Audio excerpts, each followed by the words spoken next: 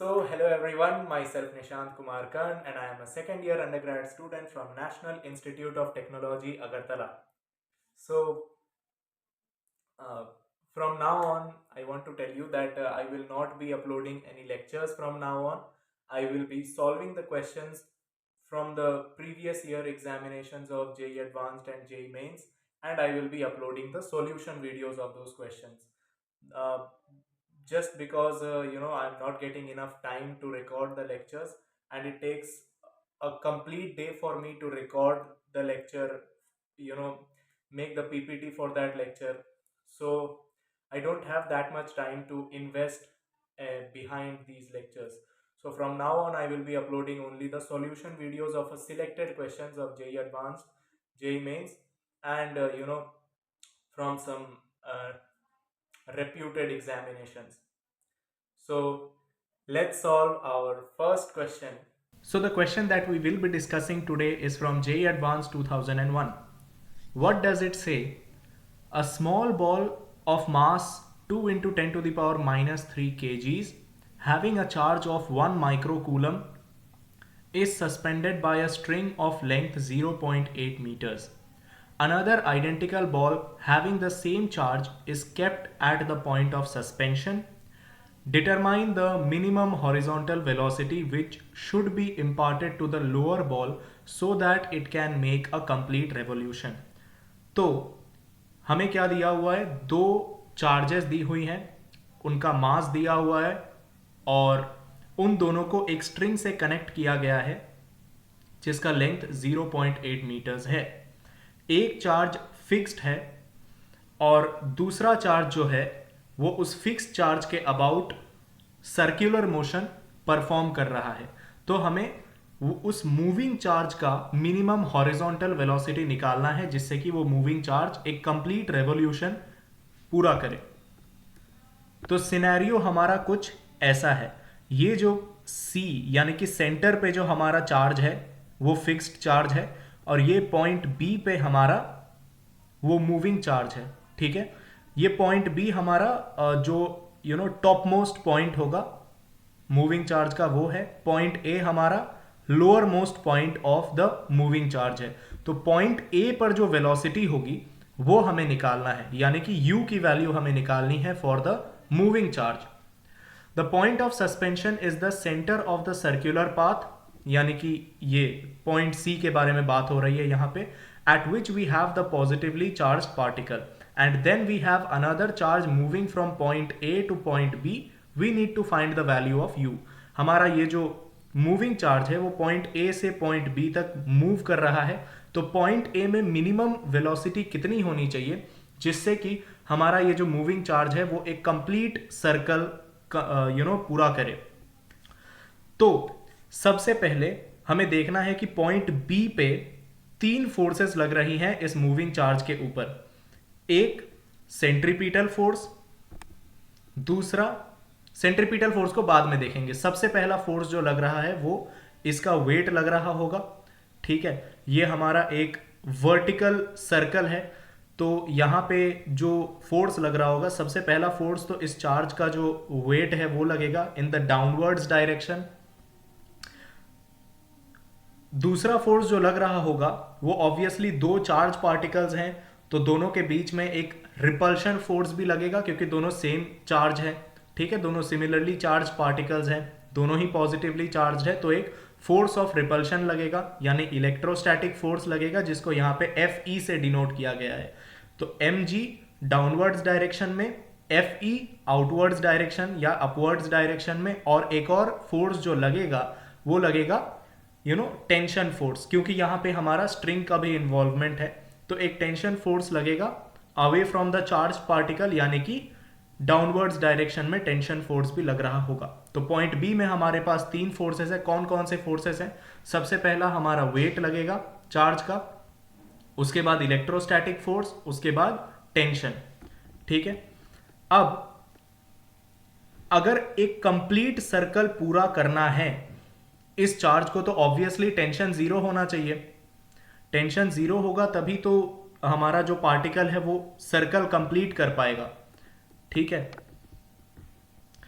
Now for complete revolution, the tension on the string should be equal to 0. Thus, we can say that अब जो net centripetal force लगेगा जिसकी वजह से circular motion perform होगा, वो क्या होगा? Resultant of weight, electrostatic force and tension. क्योंकि tension 0 है, तो जो centripetal force होगा that will be equal to the resultant of weight and electrostatic force. Once again let me explain. इस पॉइंट पर तीन फोर्सेस लग रहे थे. एक वेट लग रहा था नीचे की तरफ, एक इलेक्ट्रोस्टैटिक फोर्स लग रहा था ऊपर की तरफ, और एक और टेंशन फोर्स लग रहा था नीचे की तरफ. तो जो सेंट्रीपिटल फोर्स होगा जिसकी वजह से सर्कुलर मोशन परफॉर्म होगा, वो क्या होगा? इन तीनों का रिजल्टेंट होगा, ऑब्वियसली रिजल्टेंट होगा. अब टेंशन क्योंकि जीरो है, तो जो सेंट्रीपिटल फोर्स होगा that will be equal to the resultant of electrostatic force and the weight of the charge particle. ठीक है.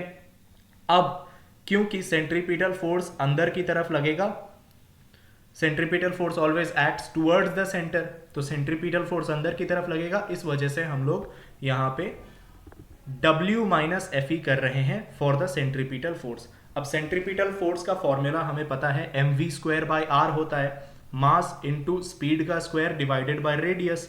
रेडियस क्या है? लेंथ ऑफ द स्ट्रिंग के बराबर. वेट हमारा mg है, और इलेक्ट्रोस्टैटिक फोर्स अपना के क्यू बाई आर स्क्वायर होता है, के अपना 1/4 पाई एप्सिलॉन नॉट होता है, तो के क्यू बाई आर स्क्वायर. अब इसको जब हम लोग सॉल्व करेंगे तो वी स्क्वायर की वैल्यू हमें मिल जाएगी. हमें एम भी दिया हुआ है, एल भी दिया हुआ है, मास दिया हुआ है, लेंथ दिया हुआ है, जी का वैल्यू दिया हुआ है, के का वैल्यू हमें पता है, क्यू का वैल्यू पता है, एल का वैल्यू अगेन पता है. इन सारे वैल्यूज को जब हम लोग इस पहले इक्वेशन में पुट करेंगे तो वी स्क्वायर की जो वैल्यू आएगी that will be 2.4 metre square पर सेकेंड स्क्वायर. ठीक है. तो वी स्क्वायर की वैल्यू हमें मिल गई, लेकिन हमें निकालना क्या है? हमें तो यू स्क्वायर की वैल्यू निकालनी है. यानी कि हमें इस पॉइंट पर जो वेलोसिटी होगी पार्टिकल की वो हमें पता है. हमें क्या निकालना है? इस पॉइंट पर जो वेलोसिटी होगी उसका वैल्यू हमें निकालना है.